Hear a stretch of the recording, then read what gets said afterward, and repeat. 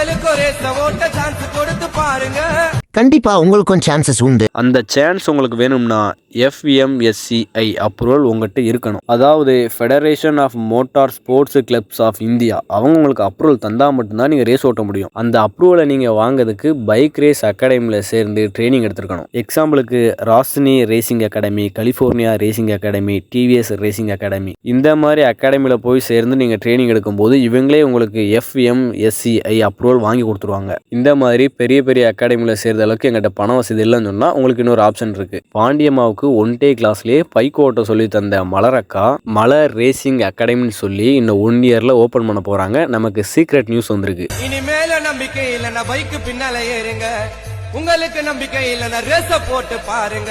அக்காவோட அகாடமியில் நீங்கள் சேர்ந்தீங்கன்னா எப்படி பாண்டியம்மா ஒரே நாளில் பைக் ஓட்டி பழகினாங்களோ அதே மாதிரி நீங்கள் ஒரே நாளில் ரேஸ் ஓட்டி பழகிடலாம். இந்த உலகமே உன்னை தோத்துட்டேன்னு சொன்னாலும் நீயே உன்னோட தோல்வியை ஒத்துக்கிற வரைக்கும் உன்னை யாராலையும் அசைக்க முடியாது.